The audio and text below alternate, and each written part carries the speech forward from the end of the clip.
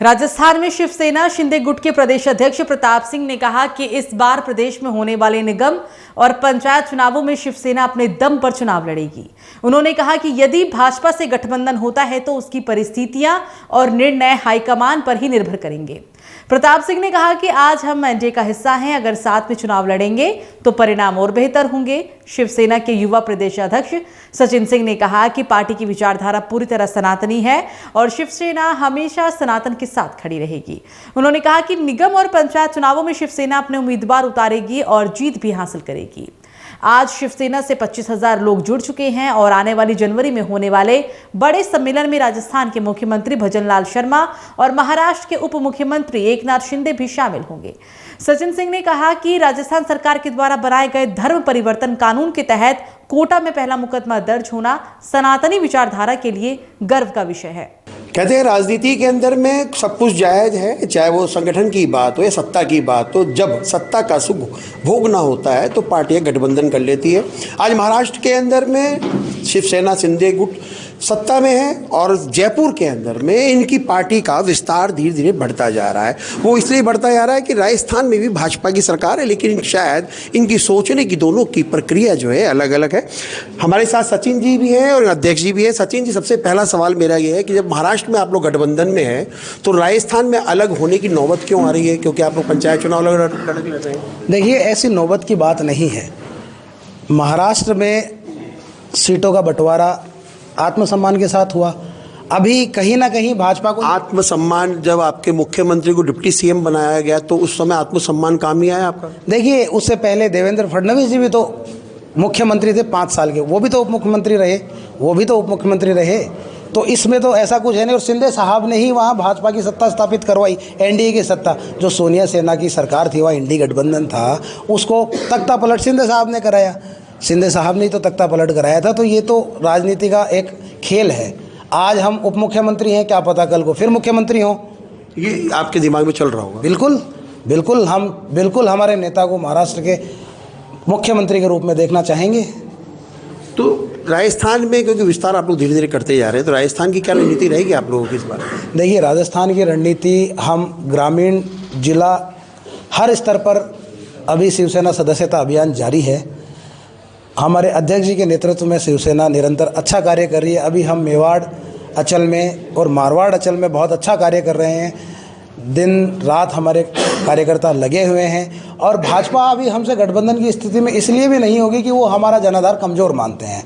लेकिन मैं आपको बताऊं, भाजपा प्रदेश में एक ही सीट लड़ी थी और 50,000 वोट वहाँ हमने हासिल किए थे। अगर आप इस नज़रिए से देखिए तो 50,000 वोट अगर हम लेकर आते हैं तो वो कहीं कम नहीं है। ऐसे ही हमारा जनाधार धीरे धीरे बढ़ रहा है। माननीय अध्यक्ष जी के नेतृत्व में पूरे राजस्थान में हमारे प्रवास रहेंगे। इसी क्रम में हम आदरणीय बाला साहब ठाकरे की जन्म जयंती, 100वीं जन्म जयंती मनाएंगे और राजस्थान के यशस्वी मुख्यमंत्री को भी हम आमंत्रित करेंगे। आदरणीय शिंदे साहब को भी आमंत्रित करेंगे और पार्टी में जोश भरने का उस दिन हम कार्य करेंगे। नहीं, लेकिन सरकार बने हुए तकरीबन 2 साल हो गए हैं, लेकिन शिवसेना शिंदे कहीं पे भी धरातल पे दिखाई नहीं दे रही है राजस्थान में कम से कम। देखिए, अभी नए प्रदेश अध्यक्ष का गठन हुआ है। आपको पता है, जो पुराना हमारे प्रदेश अध्यक्ष थे उनके निष्कासन के बाद अब नए प्रदेश अध्यक्ष आए हैं और 25,000 सदस्य हमने सिर्फ 3 महीने में ये घर घर जाकर हासिल करे हैं। शिवसेना का बहुत पुराना जनाधार रहा है, उस जनाधार को अब धीरे धीरे नए प्रदेश अध्यक्ष के नेतृत्व में बहुत जल्दी ही पूरे राजस्थान में आपको इसका असर दिखेगा। अच्छा अध्यक्ष जी, क्योंकि आपने अभी भी पदभार ग्रहण किया है, तो क्या लगता है कि जो पुराने प्रदेश अध्यक्ष थे, जहाँ पे वो पार्टी को छोड़ के गए थे, वो कहाँ तो छोड़ के गए थे और कहाँ तक ले आने का आपका है? देखो, जहाँ तक छोड़ के जाने की ये है, इसका तो मैं कुछ नहीं कहूँगा वो कहाँ छोड़ के गए, लेकिन जहाँ पार्टी को ले जाना है, हम रात दिन मेहनत कर रहे हैं। गांव-गांव, ढाणी-ढाणी हम जा रहे हैं, जनसंपर्क कर रहे हैं। हर ज़िले में मैं करीब जिला अध्यक्ष वगैरह मैंने नियुक्त कर दिए हैं और वहाँ हमारे सारे शिवसैनिक बन चुके हैं। 25,000 के लगभग हमारे कार्यकर्ता आज भी हमारे शिवसैनिक जुड़ चुके हैं और हमारा आने वाले टाइम में अच्छा, हमारा अभी भी ग्रोथ चल रही है। डेली जो हमारे फार्म में सदस्यता अभियान हमने चला रखा है और हम जो 23 जनवरी वाला जो प्रोग्राम कर रहे हैं, बाला साहेब वाला जयंती वाला, उसमें हम सभी कार्यकर्ताओं को बिल्कुल जोश भरेंगे। उसके बाद आप हमारी गति देखिएगा कि हम क्या करते हैं। अच्छा, क्योंकि निकाय चुनाव को लेके भी आप लोगों ने जिक्र किया है, तो निकाय चुनाव के पंचायत चुनाव आ रहे हैं, निकाय के भी आ रहे हैं, तो उसमें क्या भूमिका होगी शिवसेना की? शिवसेना गठबंधन में लड़ेगी या अकेले चुनाव लड़ेगी? देखिए, गठबंधन की तो जो पालना है वो हमें महाराष्ट्र से जो निर्देश होगा, अगर वहाँ से गठबंधन होता है तो ठीक है, नहीं तो हम इंडिपेंडेंट चुनाव लड़ेंगे। शिवसेना तीर धनुष के निशान पर राजस्थान में चुनाव लड़ेगी, निश्चित ही चुनाव लड़ेगी। क्योंकि सनातन की भी बात कर रहे हैं, तो क्या लगता है सनातन के नाम पर वोट मिलना आसान हो गया है? देखिए, मैं आपको बताता हूँ, हमारा भाजपा से गठबंधन है।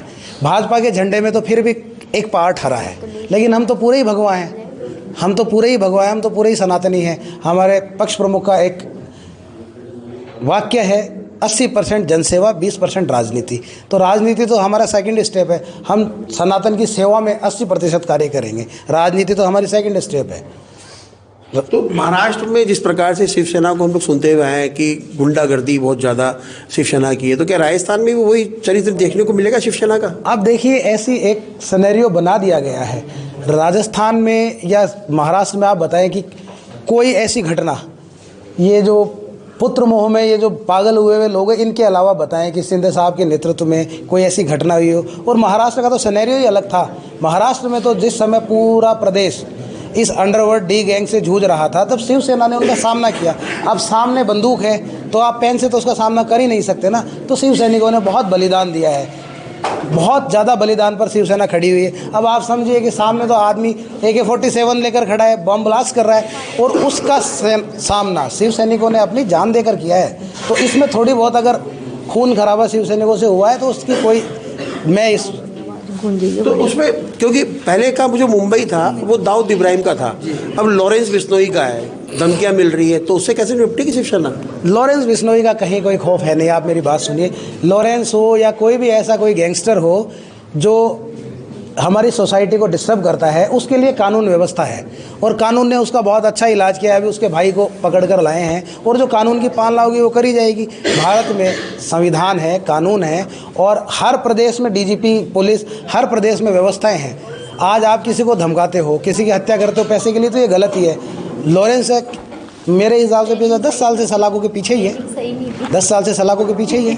अच्छा, मेरा लास्ट सवाल ये है कि आप लोग अगर राजस्थान में गठबंधन नहीं होता है तो आप लोग चुनाव अलग लड़ोगे, लेकिन आपके पास धरातल पे आम वोटर के पास जाने के लिए कोई ऐसा कोई काम नहीं है जिससे आप उनसे वोट मांगोगे। तो आप वोट किस आधार पे मांगोगे? खाली सनातन के दम पर, या भजनलाल सरकार ने जो काम किए 2 साल में, अगर गठबंधन में नहीं रहे तो? देखिए, निश्चित ही भजनलाल सरकार ने 2 साल में बहुत अच्छे काम किए हैं। गठबंधन की तो बात अलग है। NDA सरकार को देखते हो, पिछले 2 साल में एक भी पेपर लीक नहीं हुआ है। ये भजनलाल सरकार की उपलब्धि है। और शिवसेना अगर वोट मांगने का गठबंधन नहीं होता है, उस परिस्थिति में वो आम जन के पास क्या कह के वोट मांगेगी? हम आम आदमी के पास जाएंगे, अपनी रीति और नीति सुनिश्चित कर बताएंगे। जो व्यक्ति भाजपा से कहीं ना कहीं, हर व्यक्ति किसी ना किसी से संतुष्ट तो नहीं होता, लेकिन उस वोट को हम चटकने नहीं देंगे। हमारी रीति नीति से बताएंगे। अध्यक्ष जी अपना विजन सबके सामने रखेंगे। हम घर घर जाएंगे और बताएंगे कि सनातन के अलावा भी हमारे पास रोजगार है, हम आपके लिए ये कर सकते हैं। रोजगार मेला भी महाराष्ट्र में लगा है, और इस हिंदुस्तान की सारी बड़ी यूनिट मुंबई में है। रोजगार, हर व्यक्ति का मुख्य मुद्दा रोजगार होता है। तो कहीं ना कहीं हम हमारी रीति नीति, रोजगार, हर सिस्टम से वोटर के पास जाएंगे। ऐसा तो नहीं है कि आप लोग अगर इंडिपेंडेंट अगर चुनाव लड़ते हैं तो उस परिस्थिति में आप बीजेपी को जिताने की जगह बीजेपी के वोट बैंक को ही खतरा पैदा कर दे? नहीं, ऐसा कहीं भी नहीं होगा। बीजेपी, देखिए, अगर हम खिलाफ चुनाव लड़ेंगे तो वो तो फिर हार जीत तो उसमें देखी जाएगी। भाई बीजेपी हमें हराएगी, हम बीजेपी को हराएंगे, ऐसा कहना तभी होगा जब गठबंधन की पालना नहीं होगी, जब गठबंधन की पालना नहीं होगी। पर मुझे ऐसा लगता नहीं है कि गठबंधन नहीं होगा। 100% गठबंधन होगा, और हम चुनाव लड़ेंगे। गठबंधन में नहीं होगा, उस स्थिति में भी बैठ के कुछ ना कुछ तो ऐसा करा ही जाएगा जिससे हम हमारे NDA परिवार को नुकसान नहीं हो। एक बिल्कुल लास्ट छोटा सा मैं भूल गया था, उदयपुर कोटा के अंदर में धर्म परिवर्तन को लेकर जो है मामला आया, उसमें क्रिश्चियन समाज के जो है लोगों ने इशू के बारे में कहा कि हिंदू धर्म को में क्या लगता है कि कानून बनने के बाद, इसी साल विधानसभा में पारित हुआ है कानून, लेकिन क्या लगता है कि कानून बनने के बाद लोगों में डर और खौफ और भय नहीं? भय, डर और भय तो होने की जरूरत भी नहीं है। ये जो शैतान का राज कह रहे हैं, अगर इस बीजेपी की, इंडिया की हमारी गवर्नमेंट होते हुए भी अगर वो शैतान का राज कह रहे हैं तो शैतान खुद है। ऐसा कुछ नहीं है। ये जो कानून आया है इसके लिए हम सराहना करते हैं, बहुत अच्छा करते हैं कि ये कानून आया। तो बिल्कुल देखिए, ये थे शिवसेना शिंदे गुट के तमाम पदाधिकारी। इनसे हमने बात की और साथ ही हमने इनसे जाना कि राजनीतिक समीकरण क्या बैठ सकते हैं। इनका मानना है कि निकाय चुनाव और जो पंचायत के चुनाव आएंगे उनमें अगर भारतीय जनता पार्टी इनसे गठबंधन करती है तो शायद ये उनके साथ चुनाव लड़ेंगे। अगर ये नहीं साथ होते तो अलग चुनाव लड़ेंगे, लेकिन ये नुकसान किसका करेंगे ये तो समय बताएगा। लेकिन फिलहाल ये अपने संगठन यानी शिवसेना शिंदे गुट को मजबूत करने के लिए राजस्थान में जी तोड़ मेहनत कर रहे हैं। Manoj Sharma, news watch India, Jaipur.